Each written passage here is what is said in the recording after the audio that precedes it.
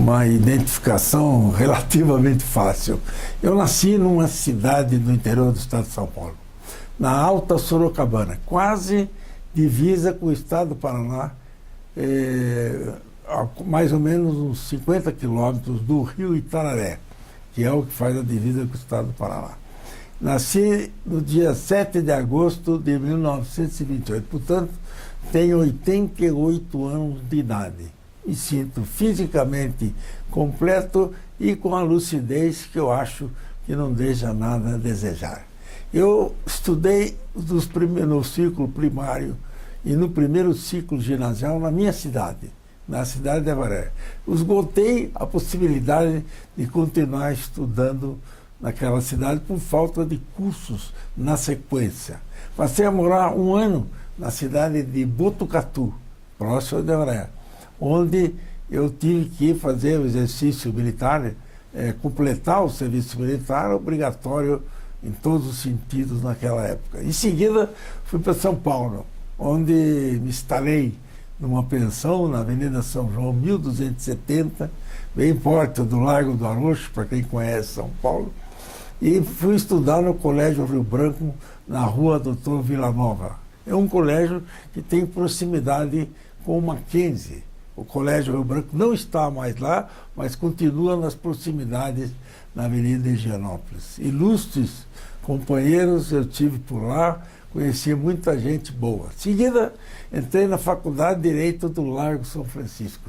Naquele tempo, o vestibular era composto por 3 matérias: inglês, português e latim. O que nos obrigava a aperfeiçoarmos bem latim, conhecendo todos os grandes pronunciamentos históricos, principalmente as catilinárias de Cícero. E, além disso, nesta sequência, tive que estudar muito Lusíadas, de Luís de Camões, com todas as suas dificuldades literárias, absorvendo o que eu pude para prestar os exames de vestibular da Faculdade de Direito do Largo de São Francisco, que funciona no antigo mosteiro de São Bento. Daí, como nesta prestação de exames eu teria que conhecer latim, conhecer inglês e muito bem o português, foi o que eu fiz. Me aperfeiçoei e passei na primeira etapa. No primeiro pulo eu já atingi o primeiro ano da faculdade. Aí me apaixonei pelas letras jurídicas. Achava que ser advogado e professor de direito, que era a meta principal, era o sonho da minha vida. Havia um professor chamado Vicente Raul, era professor de Direito Civil. Como se sabe, o curso de Direito tem o Direito Civil em todos os anos, no primeiro, no segundo, até o quinto. E este professor me causava profunda admiração. Eu sonhava em ser, como ponto máximo da minha existência, catedrático de Direito Civil da Universidade de São Paulo. Era um sonho assim utópico, parecia inatingível. E aí fui estudando e me formei em Direito.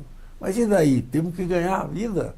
Não é só estudar, não é só se dedicar à literatura, não é só compor sonetos poéticos, era também ganhar a vida.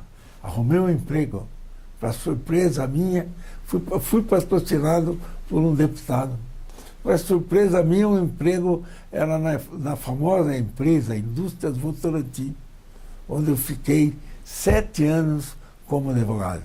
Aí aprendi a advogar, me especializei mais em outros direitos que a vida me obrigava a conhecer: direito comercial, direito penal, direito de finanças, enfim, tudo que mais que eu não queria aprender. Eu queria ser professor de direito civil, não queria nada com o direito penal, e só o direito civil, como evidentemente com o direito processual civil também. E a vida foi me levando. De repente, um incidente desagradável na existência de uma das minhas famílias, de uma das famílias que eu participava, me obrigou a me licenciar da Votorantim por 6 meses para fazer um inventário e uma liquidação de uma empresa. Aí não voltei mais. Para surpresa minha, um outro grupo empresarial resolveu me contratar para trabalhar no norte do Paraná. Mas eu tinha comprado uma casa no Jardim Paulista de São Paulo, estava muito bem instalado, estava bem empregado, não havia por que eu deixar ao meu empregador, que tanto carinho me dava e que me dava tantas oportunidades. Mas a aventura, a tendência, as loucuras juvenis me levaram a vir para o norte do Paraná como advogado. Me sentei nos escritórios em Porecatu, que era uma cidade pequena, mas de muito movimento industrial. Tinha a usina central do Paraná de açúcar e álcool para o qual eu trabalhava. Com o tempo, eu fui abandonando o direito e me dedicando à administração e às finanças. Quer dizer, o sonho de ser catedrático de Direito Civil começava a fugir. E eu, então, me afundei na empresa como advogado, como orientador financeiro, como orientador administrativo, enfim, com conhecimentos gerais. De repente, fui alçado à função de superintendente da usina central do Paraná de açúcar e álcool, de Porecatu do Paraná, o que me atrapalhou a vida, porque aí eu tive que abandonar quase a minha residência, a minha vida em família lá em São Paulo e me mudar para o campo, onde eu tinha os meus maiores afazeres. E foi assim que eu fiquei 2 anos como advogado e mais 2 anos como administrador, como superintendente desta usina de açúcar. Um dia, jantando sozinho na sede da usina, recebi uma ligação. Vem aqui, está um comício. Um dos candidatos a governador vai falar, você precisa ouvir. Além do mais, você é obrigado a hospedá-lo aí na usina, porque a cidade não tinha nenhum hotel à altura do candidato. Fui lá, ouvi o candidato, levei-o para conversar, para almoçar, jantávamos juntos, só nós dois, conversamos até as 4 horas da madrugada.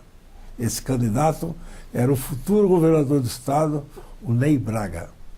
No dia seguinte, ele se levantou-se e falou, olha, a minha candidatura, a minha campanha é pobre, você precisa me arrumar um carro e um motorista por 15 dias. Eu prontamente atendi, o que não tinha, isso não havia grande dificuldade, e ele percorreu mais que os 15 dias prometidos e devolveu o carro com o motorista. Quando chegou, o motorista me disse, doutor Paulo, o senhor vai ser secretário de Estado. Como? Não gosto de política, não tolero política, não conheço Curitiba, nem quero conhecer. Então o que eu vou fazer? Vou mudar minha vida? Não posso, eu ganho muito bem aqui. Segundo o cônsul, o Estado está quebrado, que de fato se comprovou, porque ele não pagou meu salário durante 7 meses, e eu não quero sair daqui. Então, não deixe passar. Esquecemos, a coisa sumiu do noticiário e eu continuei trabalhando. No Natal daquele ano, recebi uma ligação telefônica de um dos prepostos do governador eleito, me convidando para vir a Curitiba. Vim, mas de pronto avisei o governador que eu não ia poder aceitar o cargo, o convite, porque eu ganhava muito bem lá, estava instalado, eu não tinha absolutamente nada em Curitiba. Não tinha nem o que fazer, porque meus amigos estavam todos em São Paulo. Mas não consegui convencer o meu ilustre governador, que ele fez. Insistiu e mandou chamar os meus patrões para me liberarem. Quando ele disse qual era a secretaria que ele teria escolhido para me colocar, e ele informou que era a Secretaria da Agricultura, um dos meus patrões levantou e falou, mas é justamente o que o Paulo não entende. O Paulo entende administração, entende finanças, entende direito, como pouca gente. Mas de agricultura está errado. O governador bateu o pé. Eu quero o Paulo na agricultura. E fui eu cair nas malhas das atividades agropastoris. Inventei histórias. Não tinha como administrar a pasta, porque não havia dinheiro, não havia recursos, o Estado estava quebrado. Vamos trocar boi. Vamos dar um boizinho de primeira qualidade e tirar o pé duro, que está lá atrapalhando a qualificação melhor do nosso rebanho bovino. Deu certo. Virei o Paulinho Nelore. Era uma ofensa idealizada pelos meus adversários, meus concorrentes, mas pegou. E eu virei o Paulinho Nelore e distribuí 7.000 touros nesse sistema de tira e põe. Põe o novo e tira o velho e decaído, sem raça nenhuma. Esse plano deu tão certo que hoje é adotado pela FAO. Há poucos dias em Londrina, eu ouvi do presidente da Rural de Uberaba, que é o líder da bovinocultura de origem indiana, que esse plano era tão bom que eles estavam começando a executá-lo lá no Triângulo Mineiro, 50 anos atrasado, com um erro. Eles vendiam o animal. Vender é fácil. O problema é dar o animal de presente com o ônus para o Estado. Ônus relativo. Na primeira entrega de bovinos, foi em Castro. O governador foi comigo. E nós fizemos a entrega, começamos a entrega. Recebeu primeiro os animais inferiores e aí pusemos na mangueira os animais de alta qualidade que nós íamos entregar. Isto deu causa a um protesto, uma advertência, melhor dizendo, do governador. Secretário, com este programa você vai quebrar o Estado. Não quebrei. E aí está a pecuária paranaense, é a melhor do Brasil. Supera a pecuária bovina de origem indiana. Supera as criações de Minas Gerais e as criações de São Paulo. Deu certo. Distribui a semente à vontade.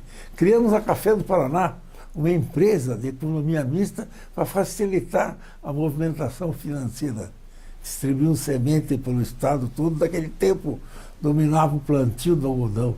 E nós acertamos a vida dos agricultores paranaenses, distribuindo fartamente sementes financiadas e, quando em sucesso na safra agrícola, não se pagava, havia a anistia. Deu certo. E na Secretaria da Agricultura renovei as escolas rurais do tempo do Manuel Ribas, todas abandonadas, algumas serviam de presídio para menores, transformamos em escolas excelentes.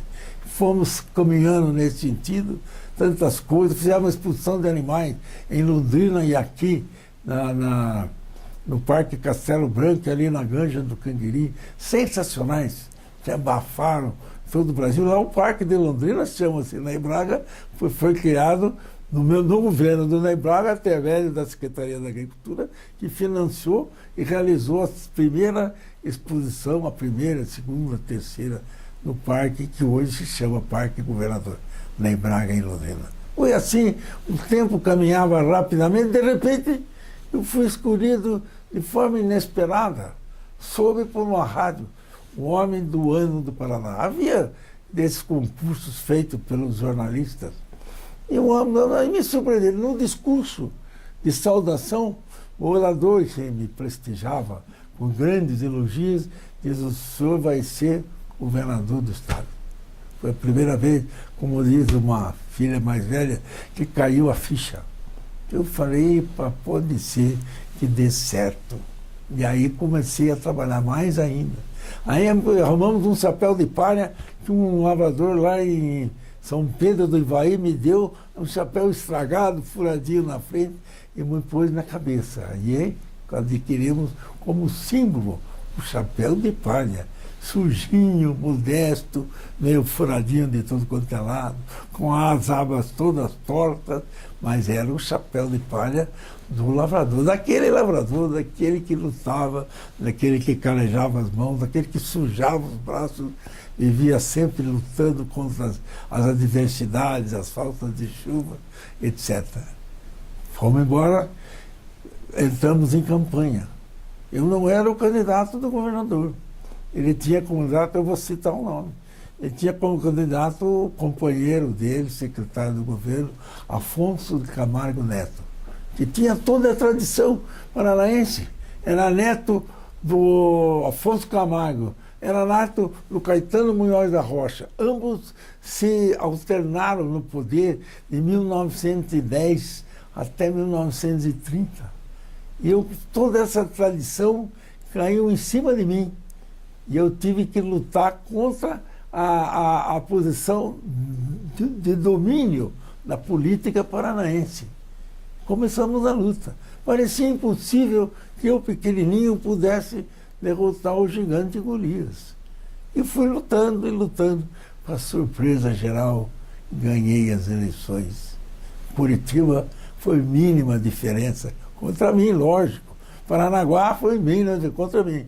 Em compensação, Guarapuava, Ponta Grossa, Laranjeira do Sul, Foz do Iguaçu, Norte do Paraná inteiro, eu estourei na votação.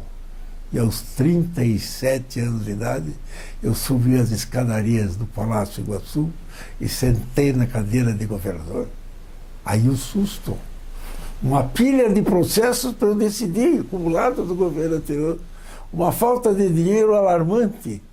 E eu, novo na arte, eu não tinha nenhuma tradição política e só tinha tradição de administrador público nos meus 4 anos de Secretaria da Agricultura. Achei uma parte. Os meus adversários na campanha diziam que eu era jovem e, portanto, despreparado. É muito moço, não pode governar o Estado. Foi naquele instante, quando eu vi a pilha de processos na minha frente, eu achei que os meus adversários tinham razão. Eu não estava preparado para enfrentar todo aquele basquete. Não, enfrentei.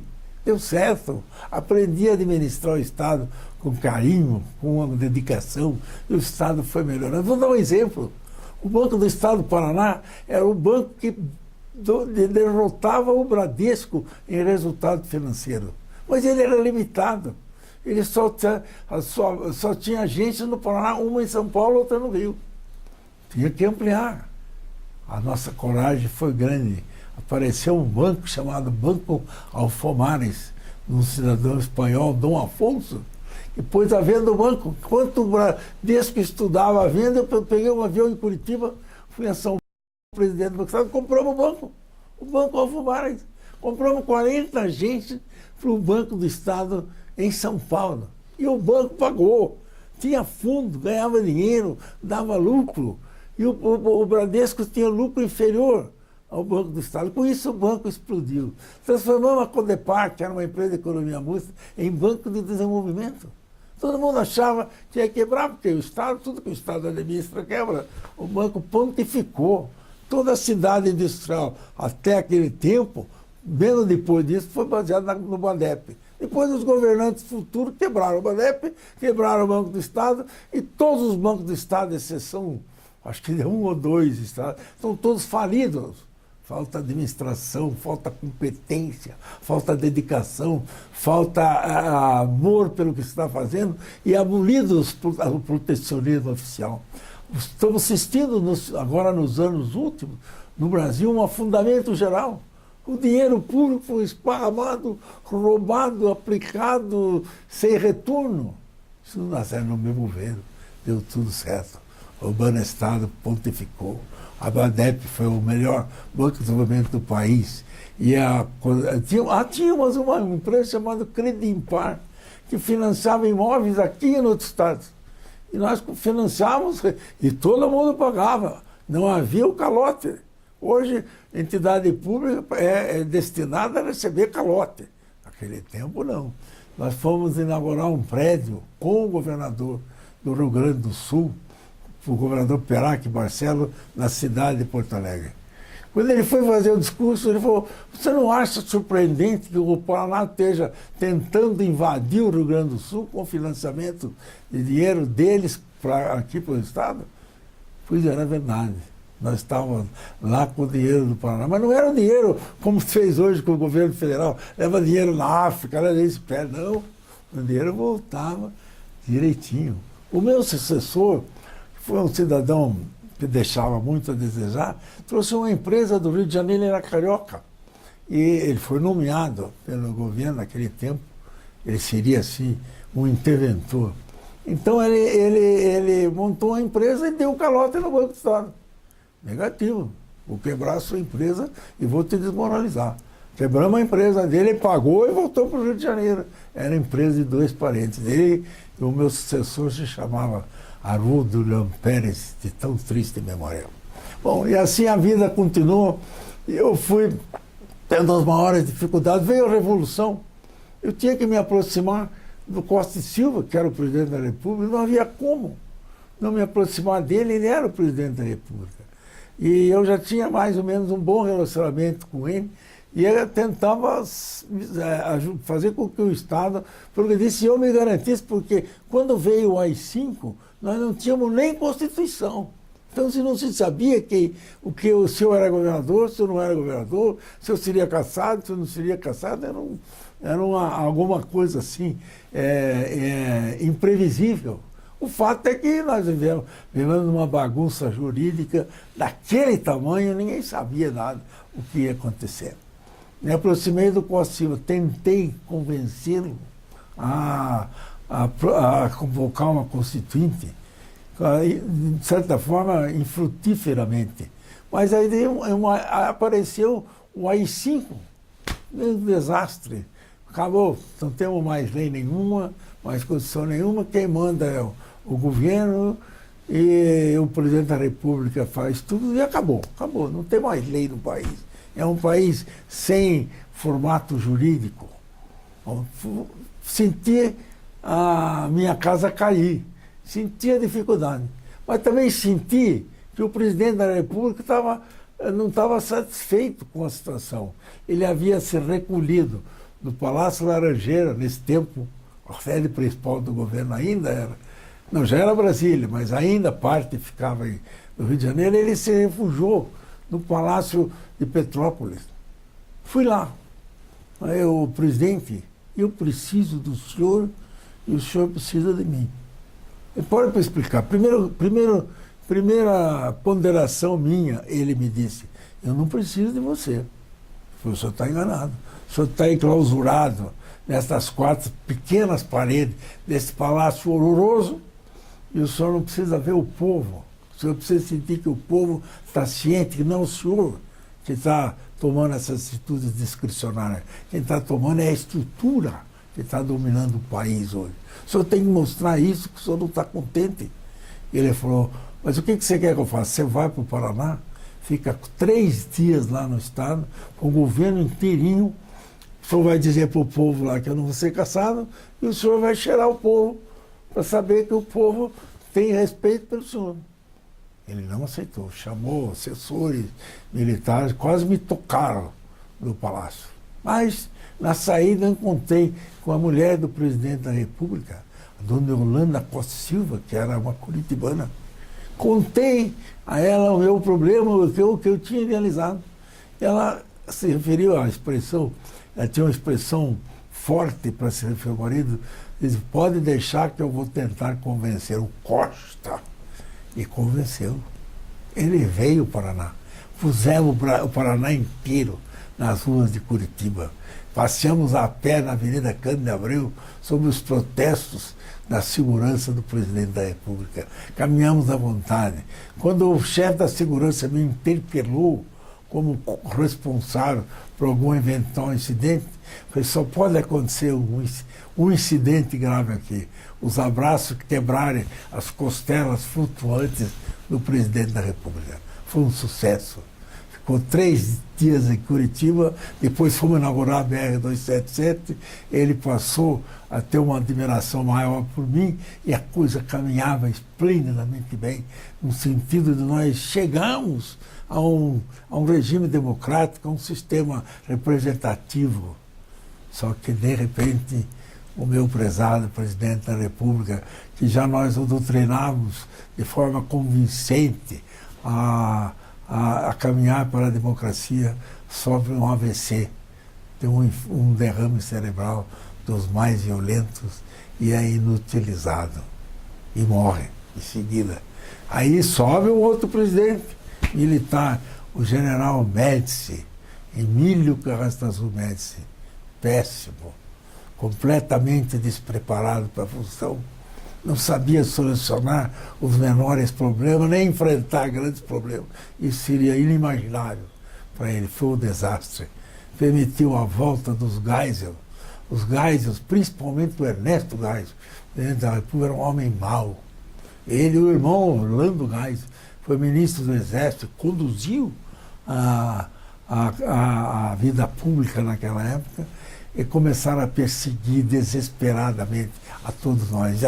A mim tem que liquidar com o Paulo Pimentel no Paraná. Ele é um perigo, ele prega a democracia, ele vive dizendo que precisa realizar eleições, precisa liquidar com ele. Como é que faz para liquidar? Eu não sei, manda ele para fora do Brasil, né? Vamos com 8 processos na Justiça, na Polícia Federal, eu comi todos, porque eu não tinha nada de errado, eu agia corretamente. Então tem que tomar a Rede Globo do grupo Paulo Pimentel, que dominava o Paraná. Ele é forte porque ele criou um sistema de comunicação forte em paralelo com essas atividades políticas. E era verdade. E tínhamos a Rede Globo, mas tudo com a mais seriedade, não tinha dinheiro público, não tinha nada de errado. Nós criamos com companheiros que até hoje me respeitam, os que estão vivos, e tem por mim uma boa admiração. Então, nós começamos e montamos a melhor Rede Globo do Brasil, inclusive nos livros dos autores ligados ao Dr. Roberto Marinho. Eu sou citado como corresponsável pela Rede Globo. São os livros lá no meu escritório, para quem quiser ver. E eu participava ativamente, eu era governador do Estado, e quem tinha abaixo de mim, como representante da Globo, havia o Antônio Carlos Magalhães, que na época era prefeito de Salvador. Abaixo nós tínhamos o Zé Sarney, que era governador comigo, mas era um cara vaselina, que não falava, não tinha personalidade, e deixava que eu me fortalecesse. Eu deixei o governo do Estado nas costas do povo.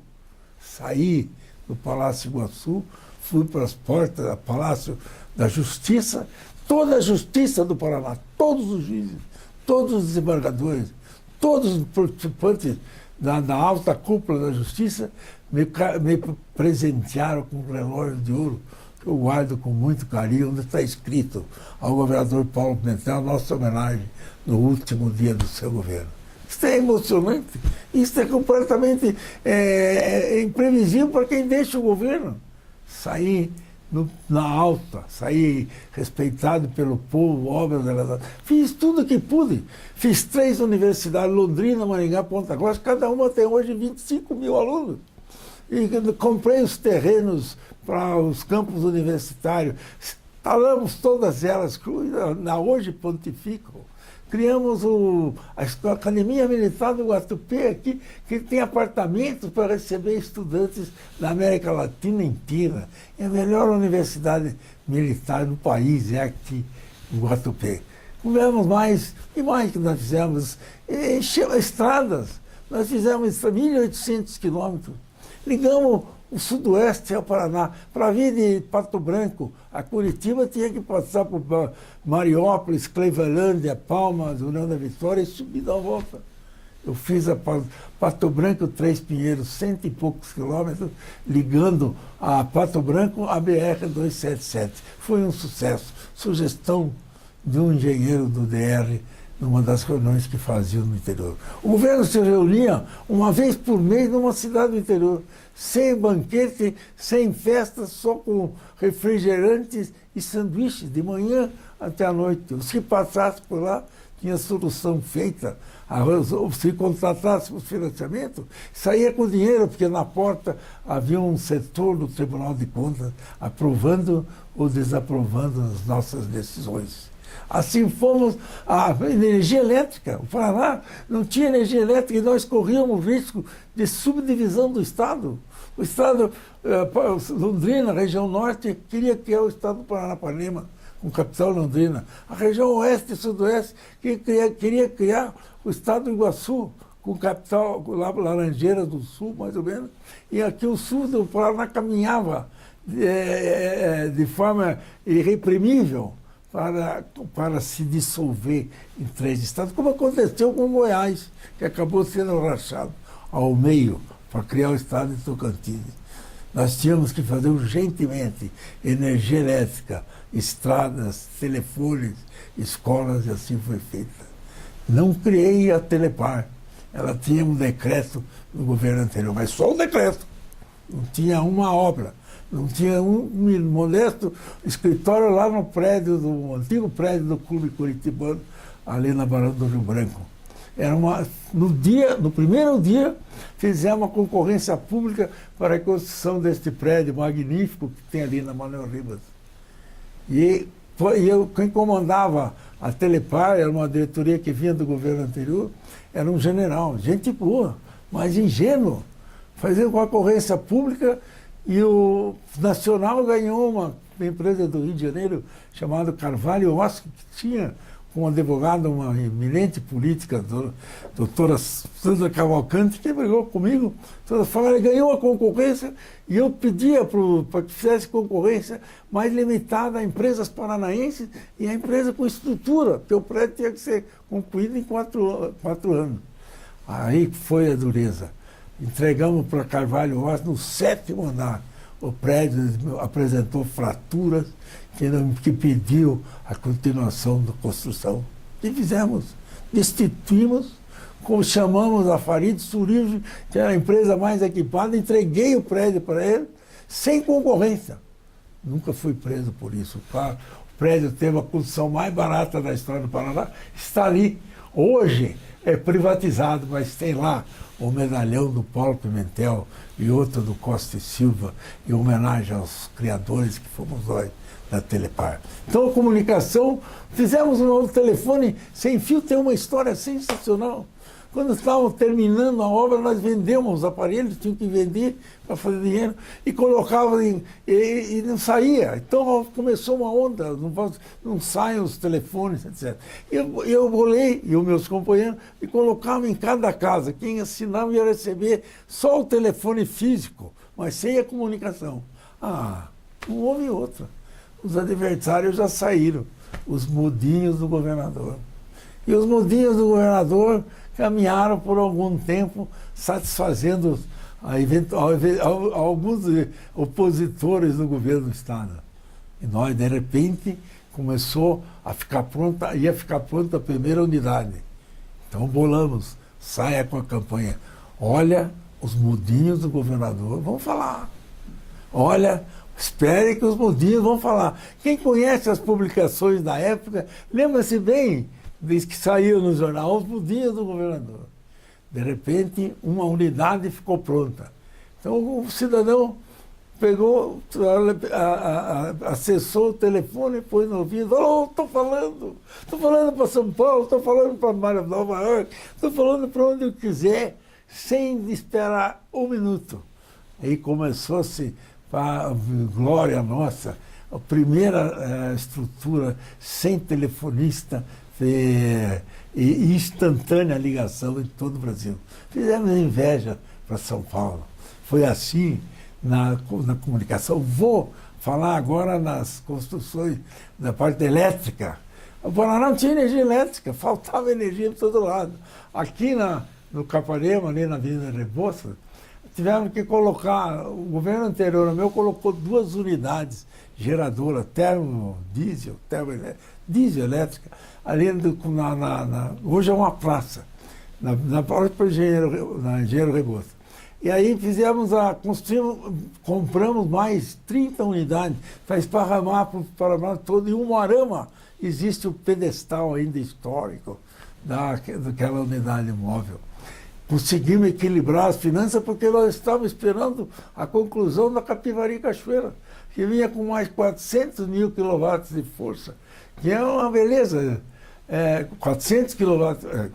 E aí a Capivari Cachoeira, quando entrasse, ia resolver. Entrou a Capivari Cachoeira, veio o presidente Médici para inaugurá-la e, em seguida, encerramos as atividades da diesel elétrica e vendemos todas elas para o estado de Rondônia.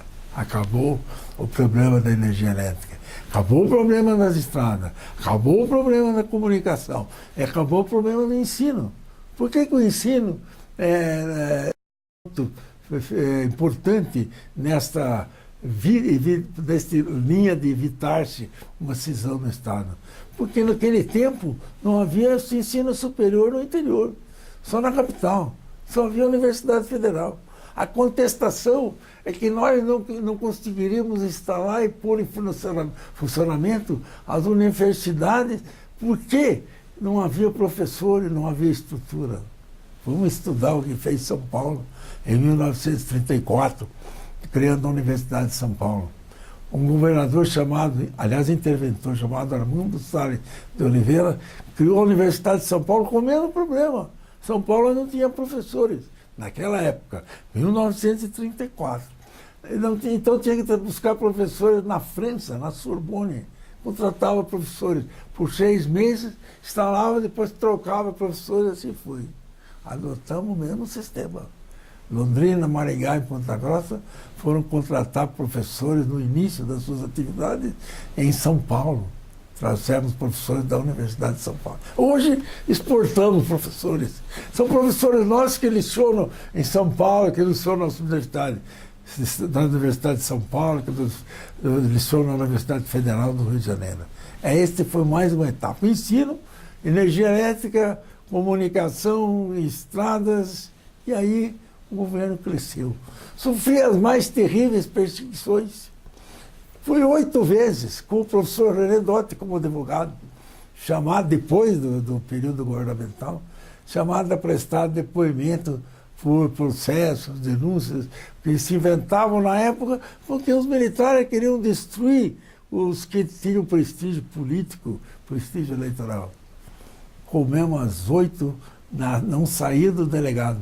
Não houve o menor indício que pudesse dar prosseguimento aos processos criminais que se tentaram contra mim. Está aí o professor René Dotti para testemunhar esta realidade.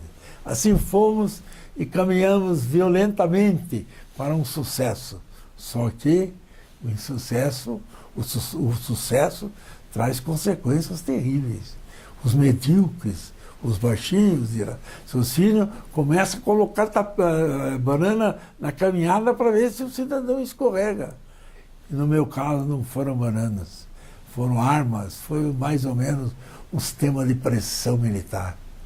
Tem que acabar. Com Paulo Pimentel me disse o Golbery do Couto Silva, general, chefe do gabinete civil da presidente da República do governo Ernesto Geisel. Tem que acabar com o Paulo Pimentel. Repetia o presidente Ernesto Geisel aqui, na inauguração do Teatro Guaíra, na presença de todo mundo, o presidente disse.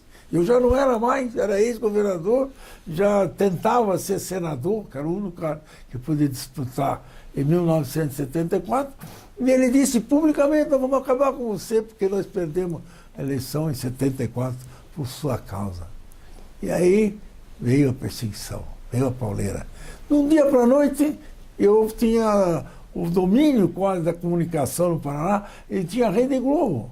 Do dia para a noite, eu estava na Rede Globo, com contratos firmados a longo prazo, mas direito não existia na época. Não existia para quem apelar. A justiça não tinha efeito nenhum, não apresentava resultado nenhum, porque as leis eram contrárias, os militares faziam o que queriam. Aí cortaram a Rede Globo, deixaram no ar com um slide. Aprendi a fazer tudo errado para poder consertar o meu problema. Fui comprar filme nos Estados Unidos. Claro que se entrasse legalmente, eles não deixariam entrar. Entravam clandestinamente com dublagem feita nos Estados Unidos. Assim fomos vivendo. Até que em 78 apareceu, me elegi deputado federal mais votado do Estado. Fui para Brasília, fui para a Comissão de Constituição e Justiça, que é o órgão que segura o governo. Fiz o possível para estragar o governo do Costa Silva. Fui bem sucedido. Ele me chamou um dia, perguntou: o que há? Você é um revoltado. Eu não sou revoltado, presidente. Eu protesto contra o governo que eu acho que precisa terminar, que é o regime militar de você. E essa franqueza é que sempre me atrapalhou um pouco na vida. Mas eu tinha, como era o meu temperamento. Eu sou obrigado a me defender. Então, enquanto eu estiver na Comissão de Justiça, eu estou por ser contra os projetos do governo. Ele falou: mas qual é o motivo de ordem? Eu não tenho contas bancárias. Todas as minhas contas estão fechadas. Eu não posso ser empresário. Eu não posso ser agricultor porque eu não tenho financiamento do Banco do Brasil. Tudo porque vocês decidiram me liquidar. Agora eu sou deputado. Ele ligou para o Carlos Schmidt, ilustre paranaense, que era presidente do Banco do Brasil, e perguntou, é verdade isso que o Paulo está me contando? É. Então derrube tudo, daqui para frente o Paulo passa a ser um cidadão comum. Digo isso com emoção, porque realmente são fatos históricos. Quero lembrar também, já ia me esquecendo, do fechamento da Rádio Iguaçu. O governo resolveu fechar a Rádio Iguaçu, que pertencia ao nosso grupo. De repente, num dia, baixou um decreto, fica fechada a Rádio Iguaçu de Curitiba. Isso foi de manhã, às 9 horas da manhã, a rádio estava fechada e lacrada pelos órgãos federais. Assim a perseguição também foi grande, sobrevivi. Estou muito satisfeito com a vida atual. Vendi a rede de televisões, depois de ter perdido e lutado tantos anos com o SBT, sobrevivendo, resolvi vender, vendi. Deixei de ser comunicador. Vendi os jornais, porque achei que a fase da imprensa escrita estava se tornando difícil e sem um contexto geral não haveria possibilidade de fazer o crescimento da minha estrutura. E passei a viver uma vida mais ou menos de aposentado. Não quero mais política. Agradeço ao povo que me trata com muito carinho. Ando pelas ruas de Curitiba, pelas cidades do estado do Paraná, sou recebido com carinho especial. É incrível, eu encontro uma quantidade fantástica de gente que se lembra do meu governo. O meu governo foi realmente profícuo, foi realmente realizador. Quero só registrar um fato que eu me esqueci, já deixei lá para trás. Quando nós construímos na faculdade, instalamos a faculdade de Ponta Grossa, havia uma tentativa, uma presunção de fracasso, porque a cidade nessa época, hoje Ponta Grossa está monumental, mas era uma região mais ou menos, não é uma região pobre, mas uma região que não era tão rica, por exemplo, como o norte do Paraná. Então me disseram, para que a universidade viva, você precisa unir o sul de São Paulo a Ponta Grossa. Construir a Ponta Grossa e Itararé. 184 quilômetros. Hoje está sendo duplicado. E os alunos, em grande quantidade, os alunos da faculdade da Universidade de Ponta Grossa vêm do sul de São Paulo. Itapeva, Itapuranga, Itapetininga, Itararé, dali que vem, que alimenta a universidade. Belíssima Universidade de Ponta Grossa. Tem muito mais a que contar, tem histórias aí que a memória não refrescou agora, mas hoje vivo meus dias muito felizes. Sou feliz porque todo mundo me trata bem. Não encontro ninguém que diga que foi perseguido por mim ou que sofreu alguma lesão em consequência de um ato meu. Não existe. Se aconteceu, foi involuntário, mas não foi registrado. Se fosse registrado, eu repararia imediatamente. Sou um cara hoje bem com a vida, satisfeito. Tenho tido insucessos terríveis. Deus tem me pregado assim.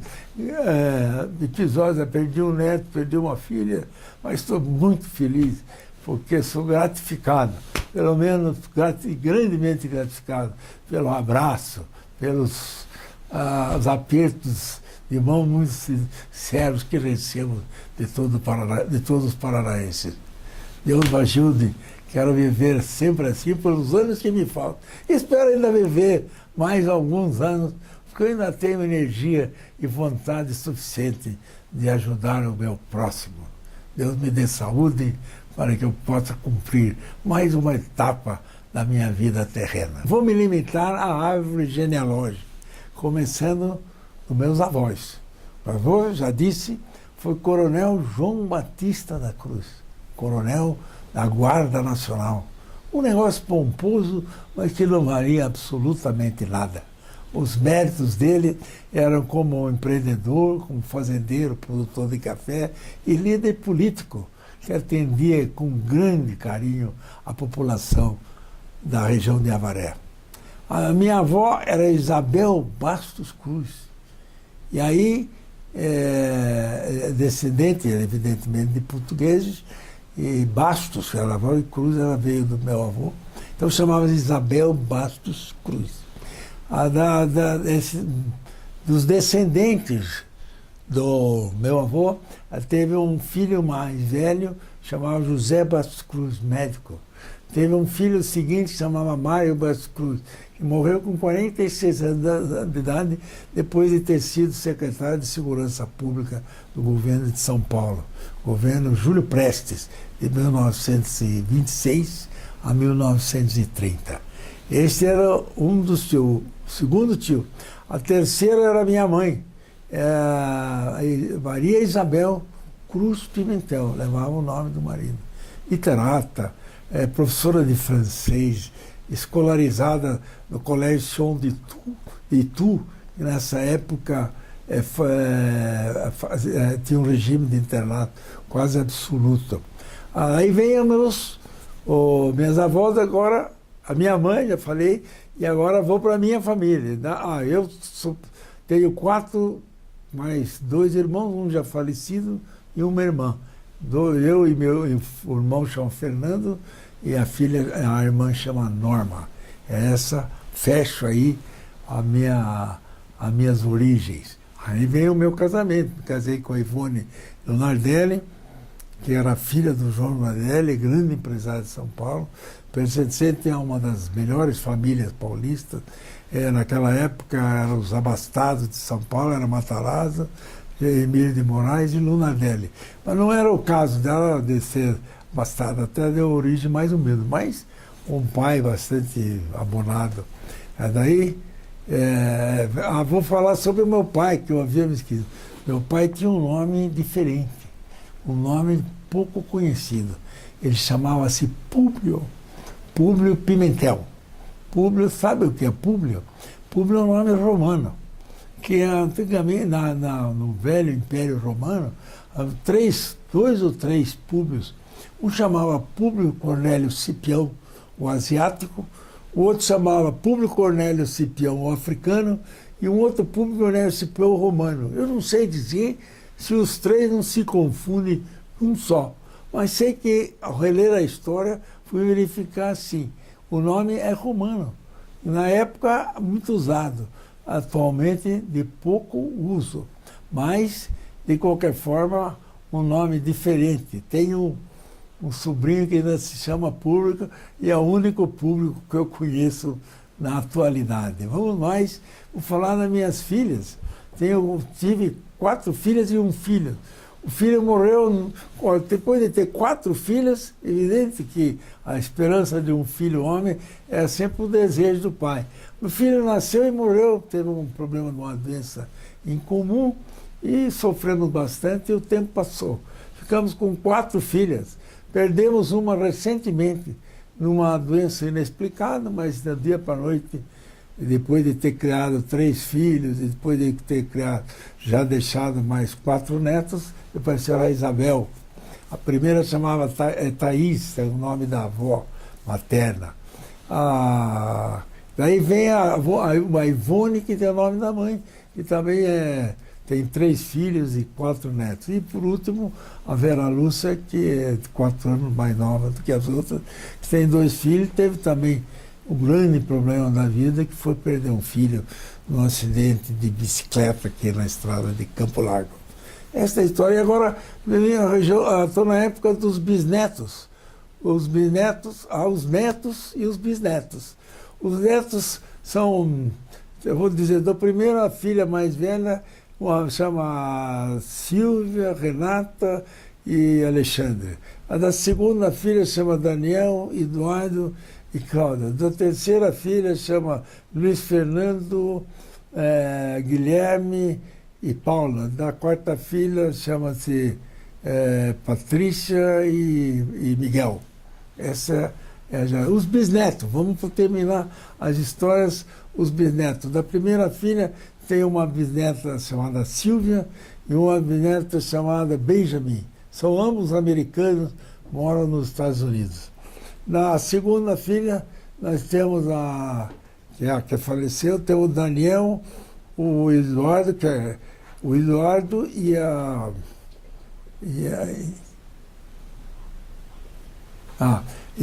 depois chego lá. O Daniel, o Eduardo e a Cláudia. A terceira filha tem o Luiz Fernando, o Guilherme, acho que estou repetindo já. Fernando, o Guilherme e a Paula. A quarta filha, já repeti, já falei, né? Já falei no Guilherme, na Patrícia. Eu já falei desse. Então vamos voltar para os bisnetos agora. Os bisnetos, 2 americanos, também já falei, eu já disse o nome dele, 2 americanos, um chama, a menina chama Olivia e o menino chama Benjamin. Daí vem a segunda filha tem a Renata, tem 2 filhos, o Pedro e a Juliana. Aí acabou da história da Thaís. Vamos para a Ivoninha, tem 2, já falei assim, tem 2 netos, o Lucas e a Isabela. A Isabela tem, a falecida Isabela tem 4 netos. Uma, já falei alguns, né? 4 netos. Um chama Lucas, outra Luca, e outra a menina chama Eduarda. Agora estou me perdendo. A Isabela, a Luca Eduarda, outro filho do Daniel, não tem filha, e a Paula tem outra. Vamos lá, a Cláudia tem a Fernanda e o Rafael. Muito obrigado.